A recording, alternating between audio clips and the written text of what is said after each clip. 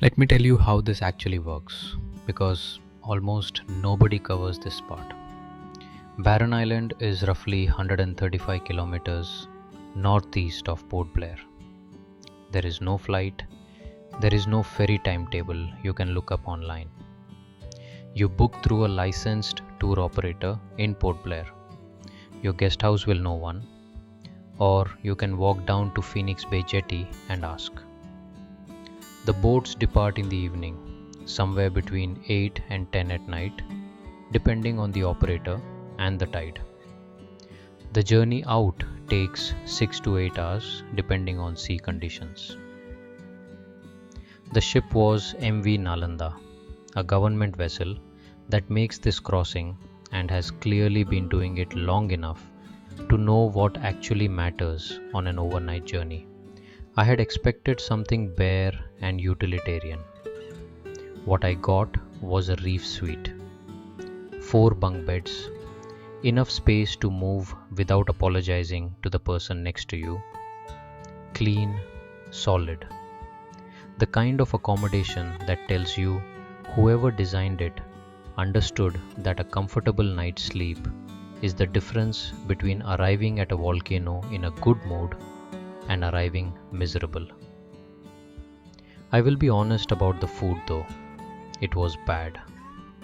Not memorably bad, not catastrophically bad, just the kind of food that exists to technically feed you and has no further ambitions beyond that. Manage your expectations on that front and bring something of your own if you can. But the room? Genuinely no complaints. I lay there in the bunk, listening to the engine and the open ocean beneath me, which is a sound that either unsettles you or frees you depending on which part of you is listening. One more thing, come between November and April. The monsoon months, June through September, make this crossing rough in a way that is not enjoyable, and the volcanic activity is often hidden behind cloud cover. Clear skies and calm seas change everything about what you see from that deck. I grew up in Bangalore, a city of traffic and tech parks and absolutely no coastline. The closest I got to open water growing up was Alsur Lake, which is not exactly preparing you for the Bay of Bengal. So when I say I had never slept on a ship before, I mean it in the way that someone from a landlocked city means it. This was genuinely new territory. Somewhere in the middle of the night, I went up to the deck. The Bay of Bengal at night, with no coast in any direction and no light pollution from anything human, is something no photograph survives.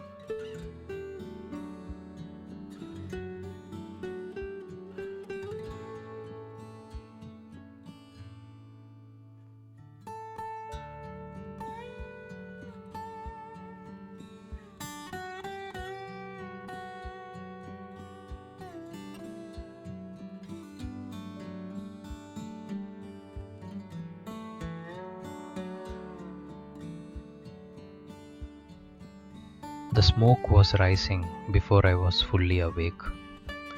I had been sleeping in a bunk bed somewhere in the middle of the Bay of Bengal, and when I climbed up to the deck in the early hours, half asleep, disoriented, I found the people I had met only hours earlier already standing at the railing, looking at the same thing I was about to look at. Nobody spoke. We just stood there.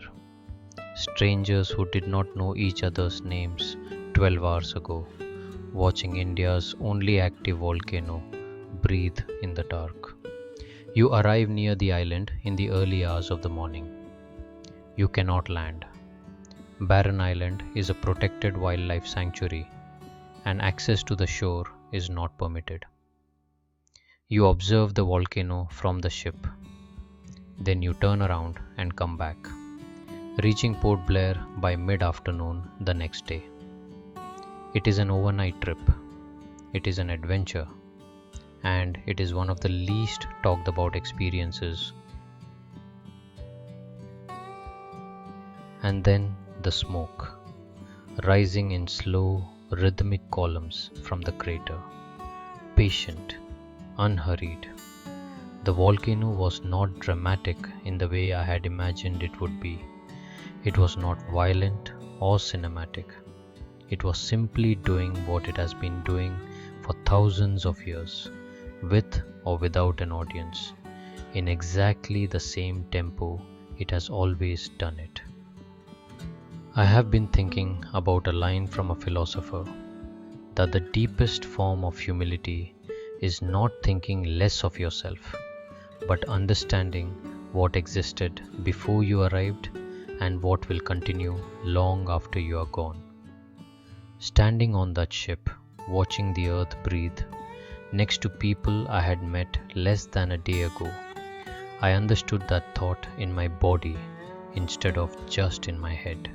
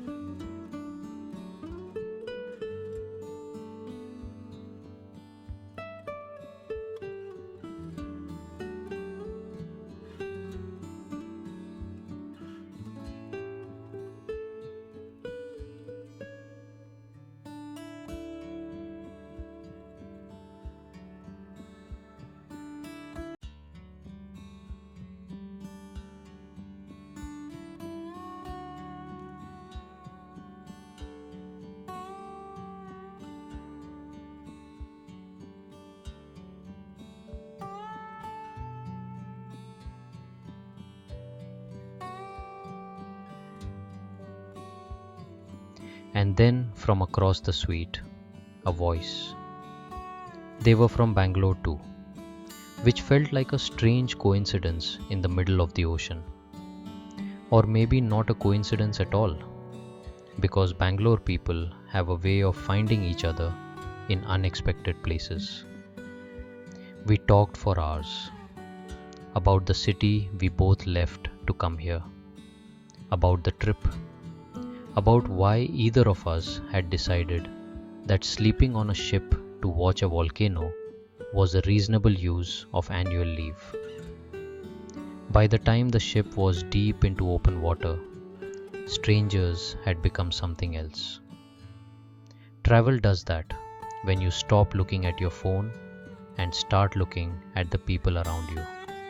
There is something about shared darkness and shared cold and the sound of a ship engine beneath you that removes whatever social distance usually exists between people who just met. By the time we went back to our bunks, I knew I was not going to forget these people. You know how it is. The strangers who arrive at the exact right moment and leave a mark you were not expecting.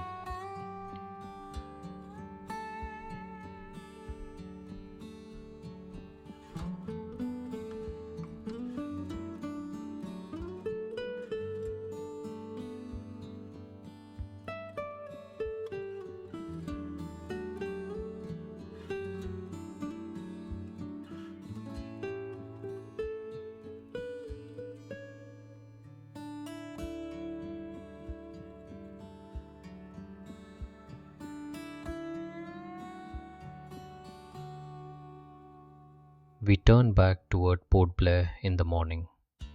The return journey was slower somehow, not in time, but in pace. We sat on deck, ate whatever the ship had, exchanged numbers, talked about where we were going next.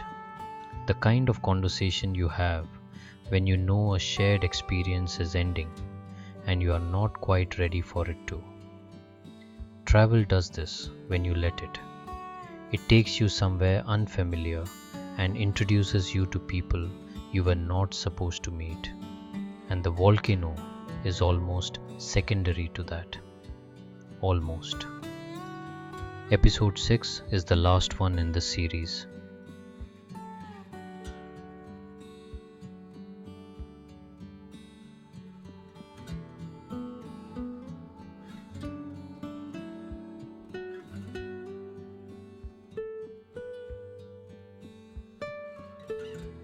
And just when I thought I had seen the best of Andaman, the ocean had one more secret. Jolly boy.